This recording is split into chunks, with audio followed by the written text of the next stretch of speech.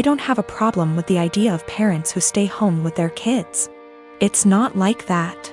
I get that childcare is expensive, and that oftentimes it just makes sense. What I have a problem with is my teenage daughter literally planning her life to only become a som.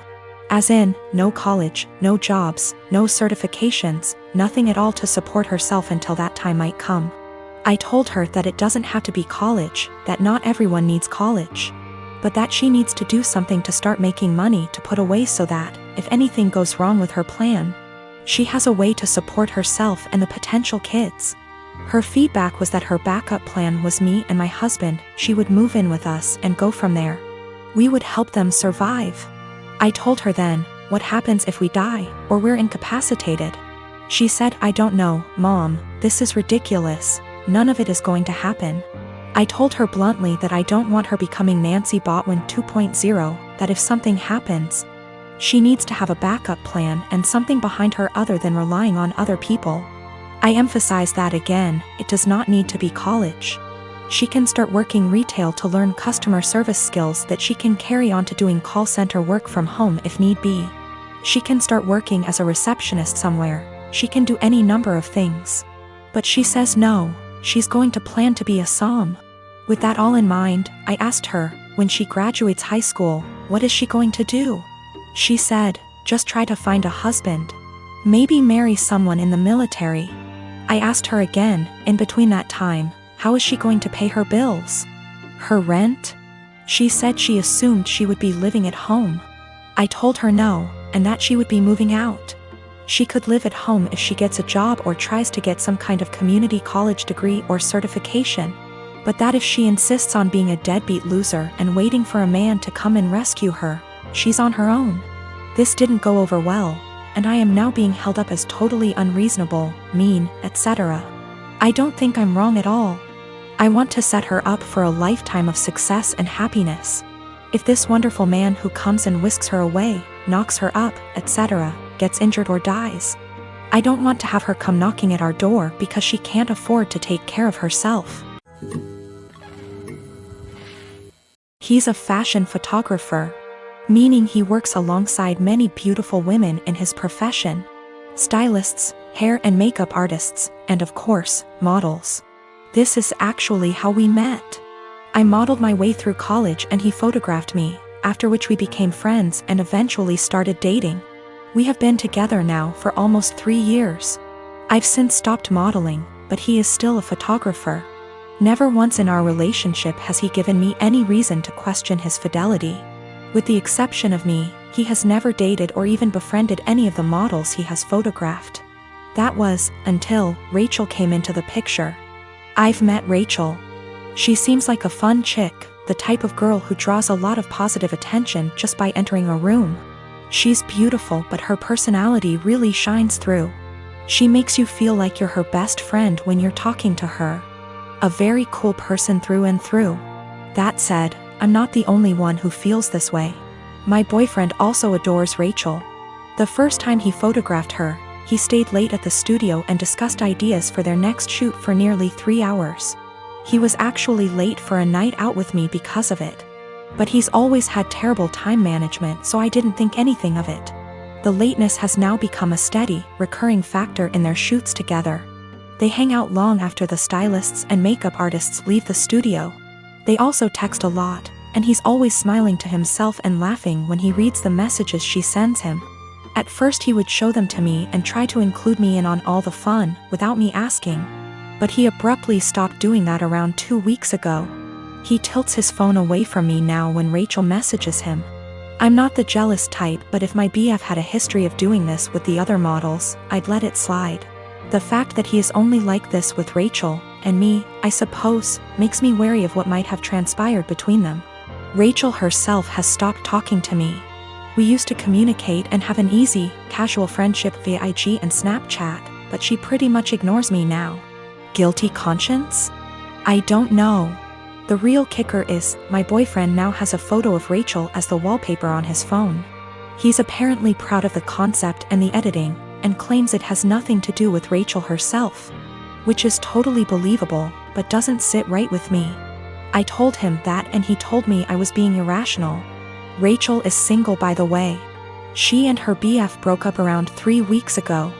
I really don't want to fall into the jealous GF trope, but what else am I to think? I don't want to make crazy demands and accuse my BF of cheating on me. Even emotionally, but he really does seem to be fond of this girl in a way that really hurts me. He has other female friends and he doesn't act that way with them. He's capable of being friendly with a girl without flirting or acting suspicious, but with Rachel it's different. He has slowly become very attached to her and I feel like I'm losing him. I have expressed this to him a couple of times, but he always tells me I have nothing to worry about and that he and Rachel are just kindred when it comes to photography. The long nights, constant texting, and phone wallpaper mean nothing. Oh, by the way, she's practically naked in the photo and it wasn't taken for any sort of publication, just for fun. Am I being irrational? Unreasonable? How would you feel in this situation? What would you do? Update. My photographer boyfriend has been growing very close to one of his models, and acting dismissive of my concerns regarding their work relationship. He has a practically naked photo of her as his phone wallpaper. WTF am I supposed to think? He and I are meeting for lunch in an hour. He confessed. I'm kind of a mess right now, but I'm lucky enough to have an amazing support system and a clear head. That's all I really wanted out of this unfortunate situation. My boyfriend, sorry, ex-boyfriend, has never taken nude or even partially nude photos of me.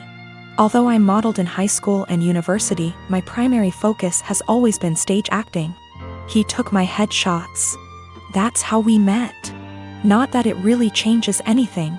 Just a bit of insight, I guess. When we were younger and when the relationship was newer, I would accompany him to his shoots all the time.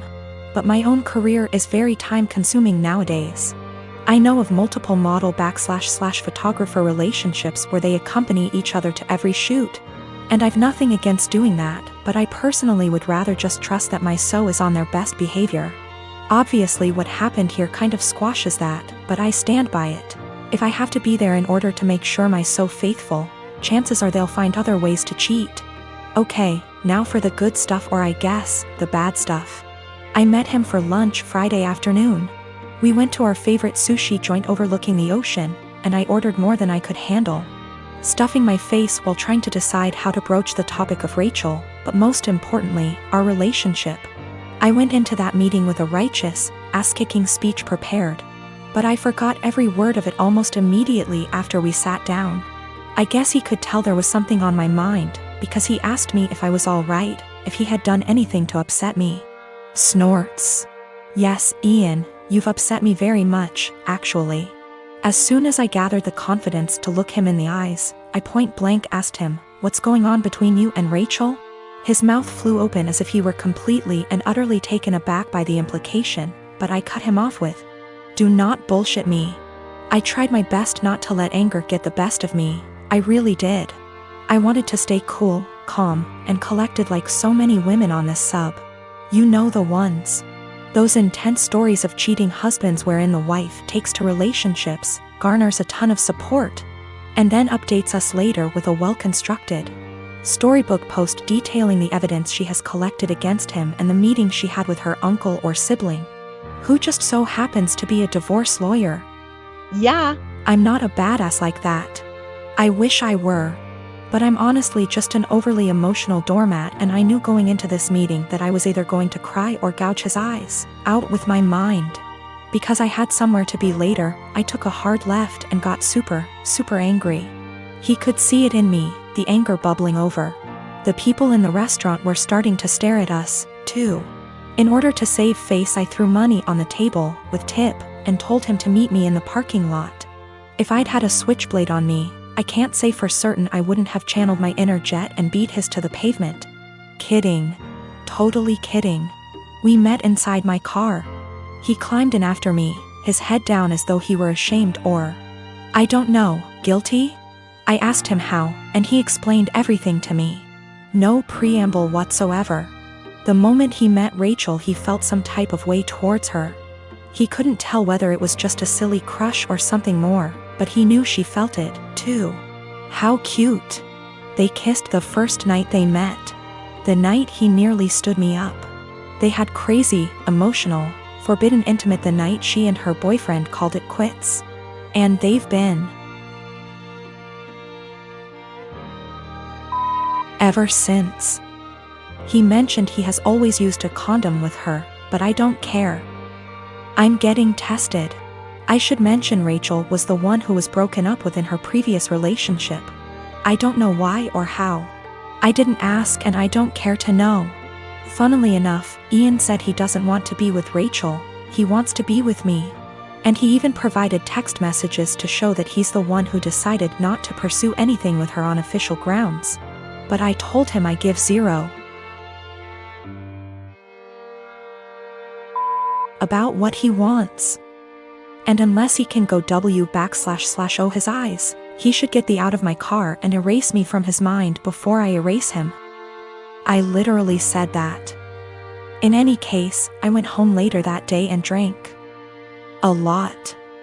My friends and family, and most of Ian's friends and family, have rallied around me in support. I guess he told his mother we broke up and how it happened, because she called me this morning and said she's disgusted with her son and that if I need anything at all, she's always there for me. For real, I'm going to miss his family. They're good people. The best people. This is my first adult breakup, by the way. The type of breakup where you're required not only to break up with your so but with their family and friends, as well. These people you've spent so much time getting to know and growing to love, are suddenly not in your life anymore and it's kind of daunting, really. Daunting and sad and infuriating all at the same time. So, that's the conclusion to this story. That's what happened. P.S. He admitted to cheating with Rachel and then I dumped his. So far, his mother, his teenaged stepbrother, and 2 male friends of his, have reached out to me saying how disgusted, ashamed and embarrassed they are on his behalf. On top of 3 mutual friends.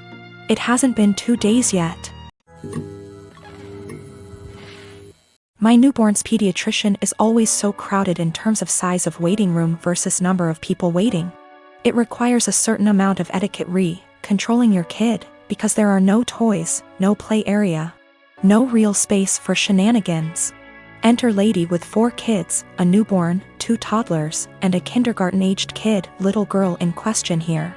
She really should have brought an iPad or a second adult or something because her kids were literally running around this space, yelling and screeching.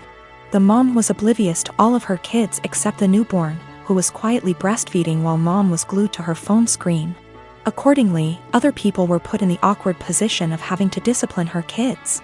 Several people had previously tried to put her kids back in line for whatever issue, harassing their kids, being loud, whatever.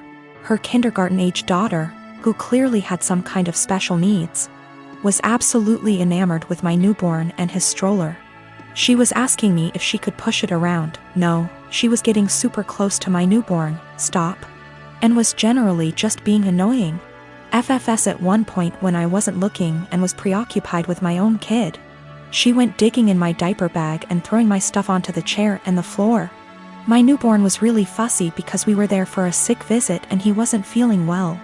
And I did not feel like entertaining some strange kid. I tried being polite about it. Sweetie, where's your mommy? Points to mom, ma'am. Points to kid. The lady would call her kid back, but the kid just kept coming back to me.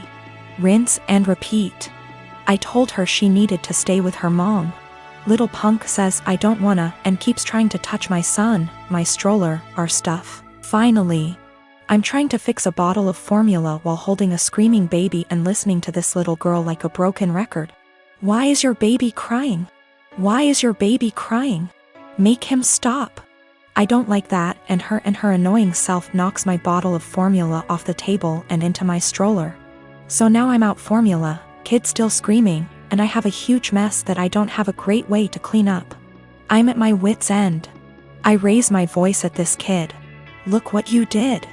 I am not your babysitter. You are bothering me. Get out of my face. People looked at me like I was the biggest on earth. A lady speaking Spanish actually did call me a. The little girl starts crying. I'm not apologizing. The mom confronts me. I tell her she should have been watching her kid, and that's the hill I'm prepared to die on. I have waited tables for the last 3 years. During my shift last night, a group of 4 women in their late 20s came in. They were a pleasure to have as customers. They ordered 4 of our house cocktails to start with and then went over the menu for their entrees. Then I was on my way back to their booth with the drinks on a tray. I walked by the backside and overheard one of them talking about how she was 14 weeks along. When I rounded back, they were talking about the same topic, and it was clear to me that she was pregnant. I figured her having 1 drink wasn't a big deal. They ordered their entrees and I went off to handle other tables. About 5 minutes later, they called me over again and asked for another round. At this point I started getting concerned, but I took the order and cheerfully said I'd be right back. This time, I went to the bartender and asked him to make one of them a virgin cocktail. He was confused, but since he's a good friend of mine, I told him to just trust me. A few cocktails later, her strictly virgin, they started getting rowdy, and Mrs. Pregnant Woman was also getting into it. I figured that since she didn't notice, things were okay.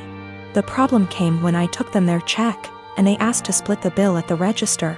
When Mrs. Pregnant Woman got to the counter, I saw her cocktails were marked with virgin. My bartender had edited each in the system for inventory. It was too late for me to edit them back, so I just had her pay, hoping that she wouldn't look at the receipt. They all thanked me and left, leaving a generous tip in the process. They were talking in the parking lot for the next short while, presumably waiting for an Uber. Several minutes later, Mrs. Pregnant Woman came back and asked what virgin on the receipt meant. I fessed up that it meant non-alcoholic. She blank stared me for a few seconds and then asked if she had ordered a non-alcoholic cocktail. I said no, but told her that I assumed she wanted one seeing as she was pregnant. It was a lame lie and I'll admit it, but she looked me in the eye and asked me to return her part of the tip.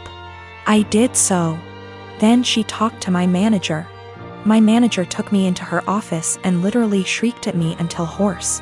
I stood my ground and told her that I'm not going to be responsible for FAS. She told me that she was taking me off the calendar until she decided what to do with me. She also informed me that I could get the restaurant in serious trouble for discrimination. And upon examination of my state's laws, she is correct. But when I talked to my mother and father about it tonight, they told me that they understood my position. The entire staff at the restaurant is against me, and I think that I'm going to call in and tell my manager that I quit. But I still feel in the right here.